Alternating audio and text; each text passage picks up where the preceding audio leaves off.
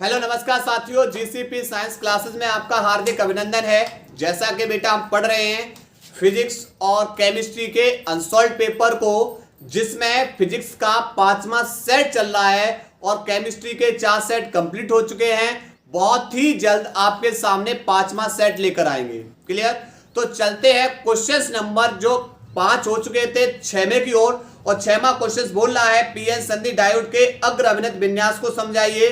अग्र वोल्टेज तथा अग्र धारा के बीच में ग्राफ बनाकर नी वोल्टेज दिखाइए। देखो, सबसे पहले समझते हैं अग्र अभिनत क्या होता है। अग्र अभिनत देखो, जब हम बेटा पी टाइप क्षेत्र को धन टर्मिनल से एन टाइप क्षेत्र को ऋण टर्मिनल से जोड़ देते हैं तो यह संयोजन अग्र अभिनत कहलाता है। क्या कहलाएगा? अग्र अभिनत कहलाता है। इसमें क्या होगा, जो पी टाइप क्षेत्र है, पी टाइप क्षेत्र में संधि के समीप इलेक्ट्रॉन की अधिकता तथा एन टाइप क्षेत्र में संधि के समीप प्रोटॉन की जब अधिकता हो जाती है तो ये विपरीत प्रकार के आवेश जब मिलेंगे तो एक पतली परत बना देते हैं। इस पतली परत को बोलते हैं अवक्षय परत। क्या बोलेंगे? अवक्षय परत बोलते हैं। अवक्षय परत। अब चूंकि इस अवक्षय परत पे विपरीत प्रकार के आवेश हैं, इसलिए इस परत पर विभव उत्पन्न हो जाता है। इस विभव को बोलते हैं विभव प्राचीर। क्या बोलेंगे? विभव प्राचीर। ठीक है। अब करना क्या है, अब हम बेटा यहां पर क्या करेंगे, इस जो संधि डायोड को, इस संधि डायोड को हम एक बाह्य वैद्युत क्षेत्र से जोड़ते हैं। और बाह्य वैद्युत क्षेत्र में क्या करना है, बाह्य वैद्युत क्षेत्र से जोड़ेंगे, लेकिन इसका मान होगा वो किससे अधिक रखना है? विभव प्राचीर के मान से। कैसा रखना है? अधिक। जब हम विभव प्राचीर के मान से बाह्य वैद्युत क्षेत्र के मान को रखेंगे तो क्या होगा, तो बेटा ये इलेक्ट्रॉन जो ये कोटर है, ये कोटर प्लस टर्मिनल के कारण, यहां पर क्योंकि इसमें प्लस टर्मिनल है, कोटर पे भी बेटा कैसा है, कोटर पे भी आवेश धनात्मक है, तो प्लस टर्मिनल के कारण या धन सिरे के कारण प्रतिकर्षण शुरू कर देते हैं। और ये बेटा जो कोटर है वह कोटर बेटा किसकी ओर? संधि की ओर गति करना शुरू कर देंगे। क्यों? क्योंकि बेटा प्रतिकर्षण होगा, प्लस टर्मिनल इधर है तो बेटा इनके विपरीत बेटा प्रतिकर्षण बल लगेगा। ठीक है। इसी प्रकार जो एन टाइप क्षेत्र है, एन टाइप क्षेत्र के इलेक्ट्रॉन, एन टाइप क्षेत्र हमारा ऋण टर्मिनल से जुड़ा हुआ है, इसलिए एन टाइप क्षेत्र के जो इलेक्ट्रॉन है वह बेटा वो है, उनके बीच में भी प्रतिकर्षण होगा और इलेक्ट्रॉन गति करना शुरू करेंगे किसकी ओर? संधि की ओर। अब चूंकि बेटा ये देखो, कोटर भी संधि की ओर और इलेक्ट्रॉन भी बेटा संधि की ओर बेटा एक दूसरे के विपरीत चल दिए। यहां पर बेटा इलेक्ट्रॉन संधि की ओर, कोटर भी संधि की ओर, तो इससे जो परत है अवक्षय परत वह अप्रभावी हो जाती है। और अप्रभावी हो जाती है जब कोटर और इलेक्ट्रॉन आपस में बेटा क्या करेंगे? सहयोग करेंगे। और सहयोग करेंगे तो यहां पर बेटा क्या स्थिति आ जाएगी? धारा प्रवाहित होना शुरू हो जाएगी। क्यों? क्योंकि यह जो परत है बेटा अप्रभावी हो जाएगी और अप्रभावी होने से बेटा इलेक्ट्रॉन और कोटर आपस में बेटा सहयोग करेंगे और बेटा क्या करेंगे? धारा का प्रवाह कर देंगे। ठीक है। अब समझते हैं बेटा क्या लिखा है। लिखा है देखो, जब बैटरी का धन टर्मिनल, जब बैटरी का धन सिरा पी क्षेत्र से तथा ऋण सिरा एन क्षेत्र से जोड़ा जाता है तो यह संयोजन क्या कहलाएगा? अग्र अभिनत कहलाता है। क्लियर? उसके बाद क्या है, जब बैटरी के द्वारा आरोपित वोल्टेज प्राचीर विभव से अधिक होता है तो पी क्षेत्र के कोटर, ये पी क्षेत्र के कोटर बैटरी के धन सिरे से कैसा? प्रतिकर्षित होकर किधर बेटा? इस संधि की ओर तथा एन क्षेत्र के इलेक्ट्रॉन बैटरी के जो हमारा ऋण सिरे से प्रतिकर्षित होकर, इस ऋण सिरे से प्रतिकर्षित होकर संधि की ओर चलने लगते हैं, जिससे अवक्षय परत कैसी हो जाती है? अप्रभावी हो जाती है तथा संधि पर कोटर तथा इलेक्ट्रॉन सहयोग करते हैं। कोटर तथा इलेक्ट्रॉन आपस में सहयोग करेंगे और सहयोग करते हैं, अतः संधि में से विद्युत का प्रवाह होने लगता है। और ये जो संधि है, इस संधि से विद्युत का प्रवाह क्या होने लगेगा। क्लियर? उसके बाद बेटा यहां से होने लगता है इस स्थिति में जो बैटरी है, बैटरी के धन सिरे के पास, बैटरी के धन सिरे के पास जो ये पी अर्धचालक है, इस पी अर्धचालक के सह संयोजक बॉन्ड कैसे हो जाते हैं, सह संयोजक बॉन्ड टूटते हैं, टूटते जाते हैं। इससे जो मुक्त इलेक्ट्रॉन होंगे, जब बॉन्ड टूट जाएंगे तो इससे जो मुक्त इलेक्ट्रॉन है वह बैटरी के धन सिरे की ओर आ जाएंगे, धन सिरे में प्रवेश कर जाते हैं। अब चूंकि बेटा यहां से जब इलेक्ट्रॉन मुक्त होंगे तो इसमें क्या आ जाएगा, होल आ जाता है। इलेक्ट्रॉन मुक्त होने से होल बनते जाते हैं जो संधि की ओर चलने लगते हैं, और ये होल बेटा किसकी ओर चलना शुरू कर देंगे, संधि की ओर। इसके इलेक्ट्रॉन धन सिरे की ओर और जो होल हैं वह संधि की ओर चलने लगते हैं। इसी समय बैटरी के ऋण सिरे से इलेक्ट्रॉन, बैटरी के ऋण सिरे से इलेक्ट्रॉन एन क्षेत्र में प्रवेश कर जाते हैं। इसके इलेक्ट्रॉन एन क्षेत्र में प्रवेश कर जाते हैं और संधि की ओर चलने लगते हैं। इलेक्ट्रॉन इधर चलने लगेंगे, इसके होल बेटा संधि की ओर इधर चलने लगेंगे। तो ये इलेक्ट्रॉन पी क्षेत्र में आने वाले होल से क्या कर लेते हैं, सहयोग कर लेते हैं। इस प्रकार संधि में क्या होने लगती है, धारा बहने लगती है। अब करना क्या है, ज्यों-ज्यों पी और संधि के बीच वोल्टेज बढ़ाया जाएगा, धारा का मान भी तेजी से बढ़ेगा। अब हम बनाएंगे बेटा ग्राफ। ग्राफ में बेटा इधर ये रखेंगे धारा का और इधर रखेंगे वोल्टेज का। इधर ग्राफ धारा का और ये बेटा वोल्टेज का। तो प्रारंभ में बेटा वोल्टेज बढ़ाने पर धारा बेटा कुछ समय तक स्थिर रहेगी, फिर ज्यों-ज्यों बेटा वोल्टेज का मान बढ़ाओगे अचानक से धारा भी बेटा कैसी हो जाएगी, तीव्रता से बढ़ जाएगी। क्लियर, तीव्रता से क्या हो जाएगी, धारा बढ़ जाएगी। तो ये बेटा क्या हमारा ग्राफ है। क्वेश्चन नंबर 6 को नोट करेंगे।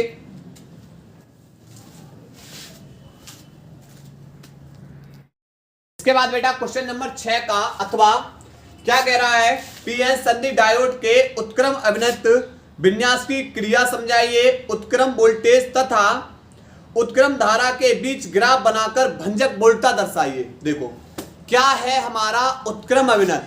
इससे पहले लेक्चर में पढ़ा था हमने बेटा अग्र अभिन्नत, अब हम पढ़ने वाले हैं उत्क्रम अभिन्नत। उत्क्रम अभिन्नत में क्या है, जब पी टाइप क्षेत्र को ऋणात्मक टर्मिनल से तथा एन टाइप क्षेत्र को हम बेटा धनात्मक टर्मिनल से जोड़ते हैं तो यह संयोजन उत्क्रम अभिन्नत कहलाता है। जब हम इस डायोड को बाह्य वैद्युत क्षेत्र से जोड़ते हैं तो जो कोटर है पी टाइप क्षेत्र के कोटर ऋणात्मक टर्मिनल की ओर आकर्षित होते हैं, जो संधि से बेटा कैसा जाते हैं, दूर जाना शुरू कर देते हैं। जबकि एन टाइप क्षेत्र के इलेक्ट्रॉन धनात्मक टर्मिनल की ओर गति करना शुरू कर देंगे, अर्थात संधि से दूर जाना शुरू कर देंगे। तो इससे जो बेटा इनकी जो परत बनी हुई है वह परत बेटा कैसी हो जाएगी, अप्रभावी हो जाएगी। इसके कोटर ऋणात्मक टर्मिनल से और इस परत के इलेक्ट्रॉन बेटा धनात्मक टर्मिनल से बेटा जाना शुरू कर देंगे।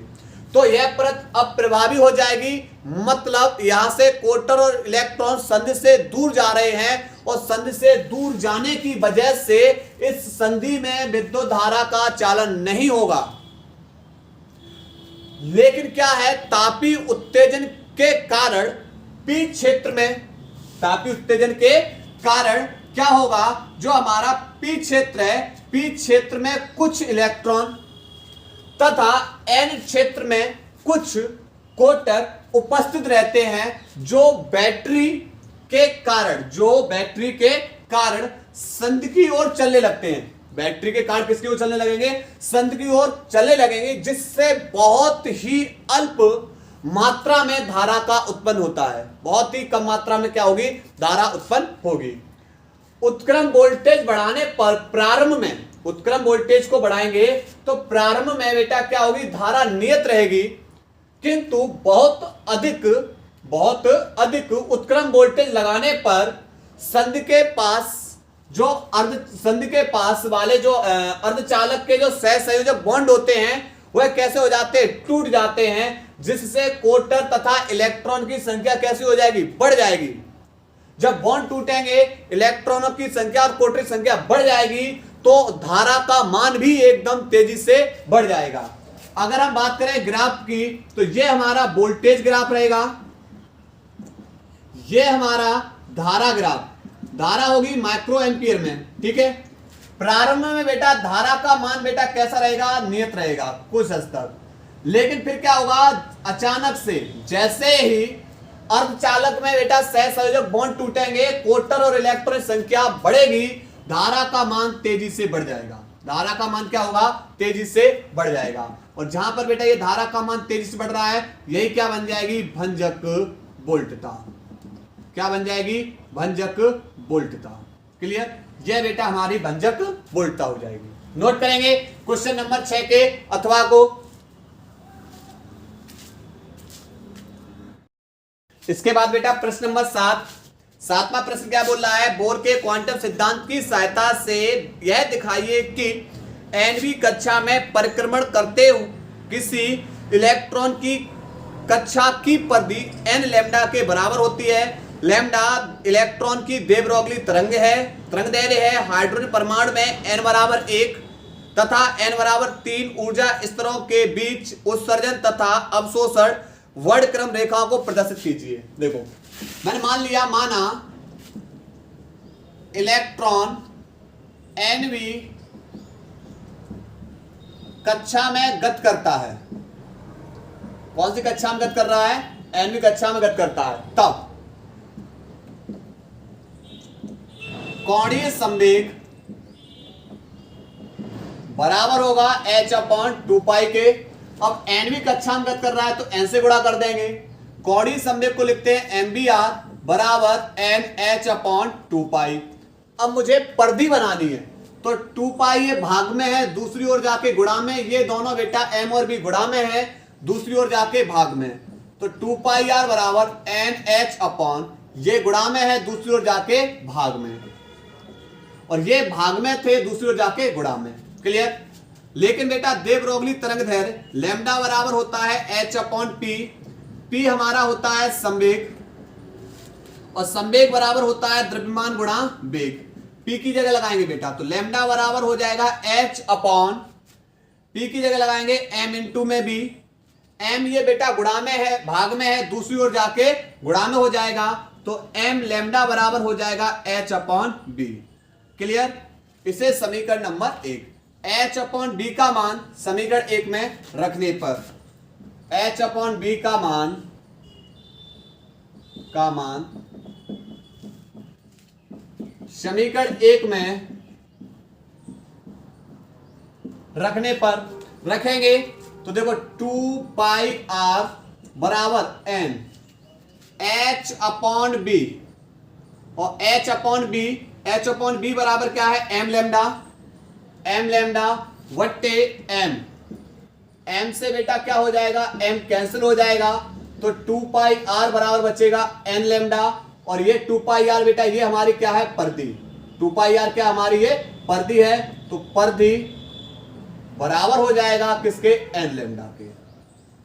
क्लियर। इसके बाद बेटा हमें n बराबर 1 और n बराबर कितने के लिए, n बराबर 3 के लिए बीच में बेटा क्या पूछा है, उत्सर्जन और अवशोषण स्पेक्ट्रम। देखो 1 2 3, n बराबर 1 2 और 3। देखो जब इलेक्ट्रॉन बेटा उच्च ऊर्जा स्तर से निम्न ऊर्जा स्तर में आएगा, उच्च ऊर्जा स्तर से निम्न ऊर्जा स्तर में आता है, तो बेटा क्या करता है, तो उत्सर्जन, ऊर्जा का क्या करेगा, उत्सर्जन, ऊर्जा का क्या करता है, उत्सर्जन। जब इलेक्ट्रॉन उच्च ऊर्जा स्तर से निम्न ऊर्जा स्तर में आएगा, 3 से 2 में आ रहा है, 3 से 1 में आ रहा है, 2 से बेटा किस में आ रहा है, 1 में, तो ऊर्जा का क्या करेगा, उत्सर्जन करेगा।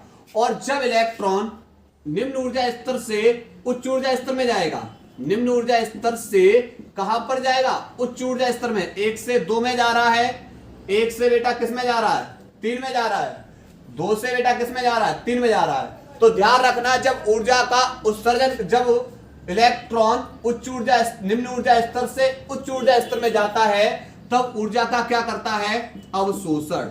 क्या करेगा, ऊर्जा का अवशोषण। उच्च से निम्न में उत्सर्जन और निम्न से उच्च में तो क्या करेगा, ऊर्जा का अवशोषण करेगा। नोट करें क्वेश्चन नंबर 7 को। इसके बाद बेटा प्रश्न नंबर 7 इंपोर्टेंट प्रश्न है, क्या है, बंधन ऊर्जा से आप क्या समझते हैं, और इसके बाद बेटा न्यूमेरिकल्स दे रखा है। तो समझेंगे सबसे पहले किसको, बंधन ऊर्जा। बंधन ऊर्जा क्या है? बंधन ऊर्जा देखो, किसी नाविक की बंधन ऊर्जा वह ऊर्जा होती है जो नाविक के न्यूक्लियनों को अनंत तक अलग अलग करने के लिए आवश्यक होती है। देखो लिखेंगे परिभाषा, लिखेंगे किसी नाविक की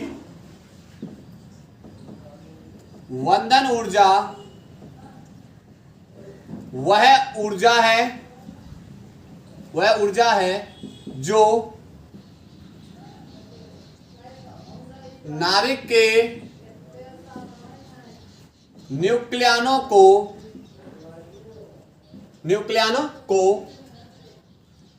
अनंत तक अलग अलग करने के लिए आवश्यक है। अलग अलग करने के लिए क्या है? आवश्यक है। इसके बाद बेटा सवाल दे रखा है जो सेट नंबर 1 में सवाल कराया था, सेट नंबर 1 में सवाल कराए थे। क्या दे रखा है? दिया है ऑक्सीजन का परमाणु द्रव्यमान, कुल द्रव्यमान दे रखा है 16.1234 एटॉमिक मास यूनिट। उसके बाद इलेक्ट्रॉन का द्रव्यमान 0.00055 एटॉमिक मास यूनिट। और उसके बाद प्रोटॉन का द्रव्यमान दे रखा है 1.00759 एटॉमिक मास यूनिट। उसके बाद न्यूट्रॉन का द्रव्यमान दे रखा है 1.008982 एटॉमिक मास यूनिट। ठीक है, प्रति न्यूक्लियन बंधन ऊर्जा पूछी है, प्रति न्यूक्लियन बंधन ऊर्जा। और प्रति न्यूक्लियन बंधन ऊर्जा बराबर होता है बेटा बंधन ऊर्जा वट्टे परमाणु द्रव्यमान या द्रव्यमान संख्या। लेकिन बंधन ऊर्जा कैसे निकालेंगे? तो बंधन ऊर्जा बराबर होती है द्रव्यमान क्षति गुणा एक एटॉमिक मास यूनिट। तो पहले हमें बेटा क्या निकालना है? द्रव्यमान क्षति को निकालना है। पहले किसको निकालना है? द्रव्यमान क्षति को निकालना है। तो कैसे निकालेंगे द्रव्यमान क्षति को? देखो द्रव्यमान क्षति डेल्टा एम बराबर न्यूक्लियनों का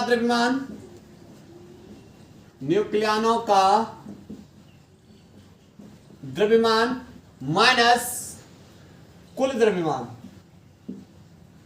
माइनस नाविक का जो भी होगा बेटा कुल द्रव्यमान। क्लियर? इसके बाद बेटा करना क्या है? अब इसे लिख सकते हो, कैसे लिख सकते हैं? न्यूक्लियनों लिख सकते हैं प्रोटॉन का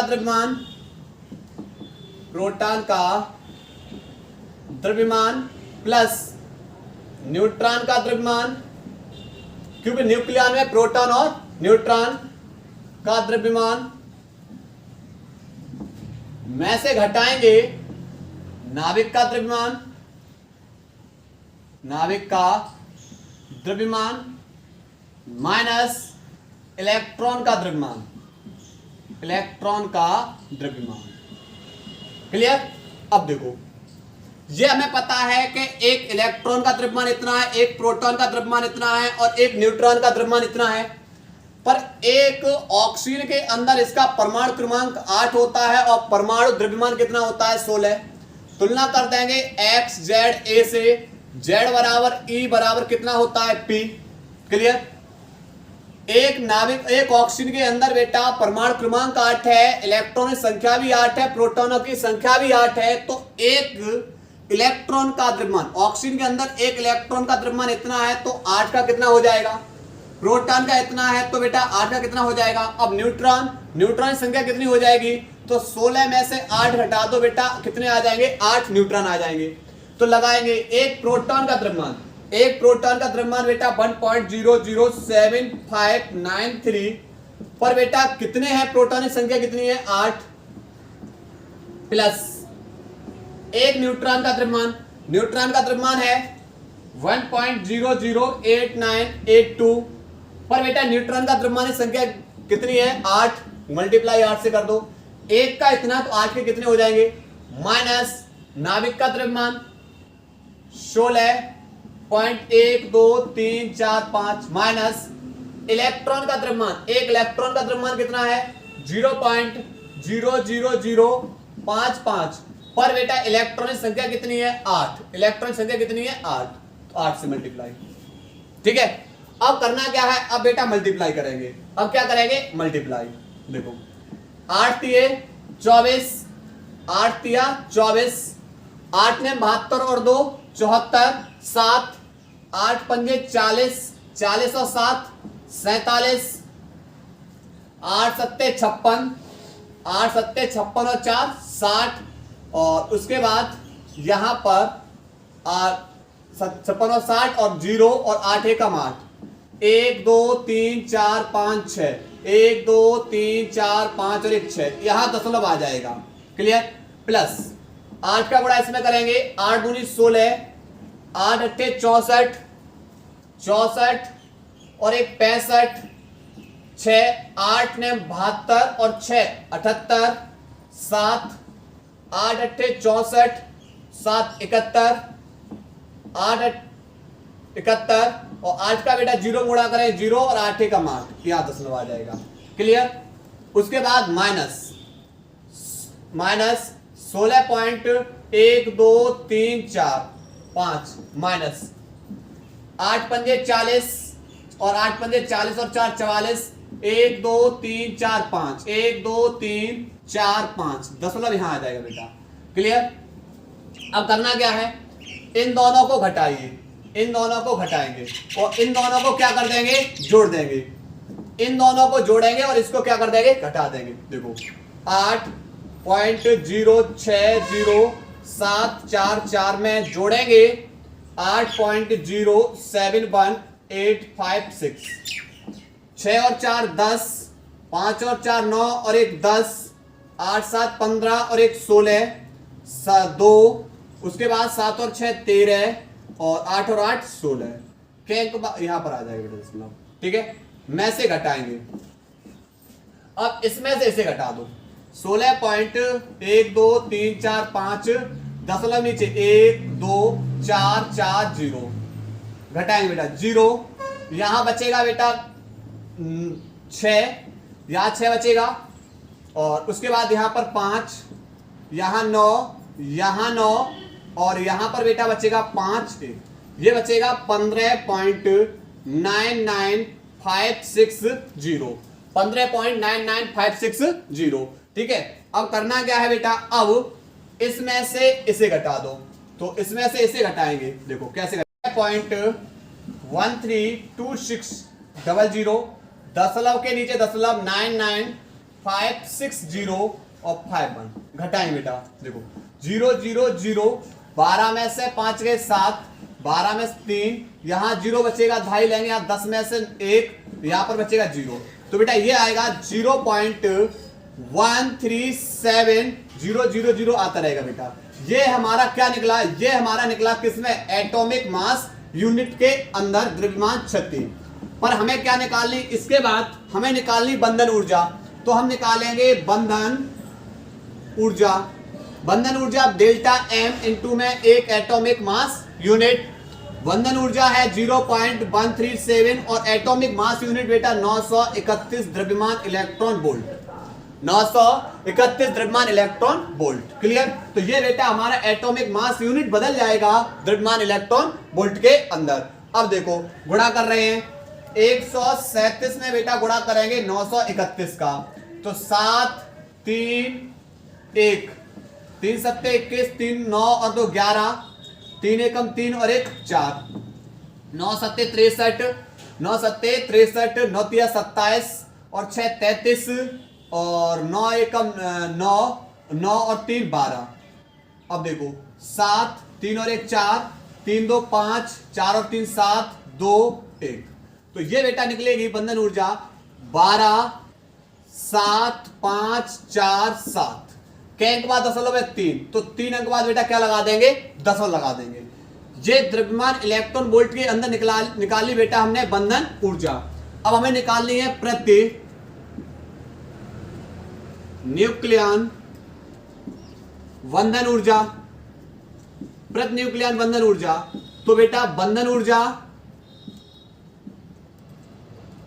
ऊर्जा वट्टे द्रव्यमान संख्या। अब देखो बंधन ऊर्जा बेटा हमने कितनी निकाली, बंधन ऊर्जा 127.547 बट्टे इसकी द्रव्यमान संख्या बेटा कितनी है, एटॉमिक मास यूनिट में कितनी है द्रव्यमान संख्या, A बराबर 16 लगा देंगे, दशमलव हटाएंगे 1 2 3 1 2 3 16 का भाग देंगे तो 16 सत्ते 112, लगभग में बेटा ये निकलेगी 7.9 प्रति न्यूक्लियन 7.9 प्रति न्यूक्लियन। नोट करेंगे बेटा इस सवाल को।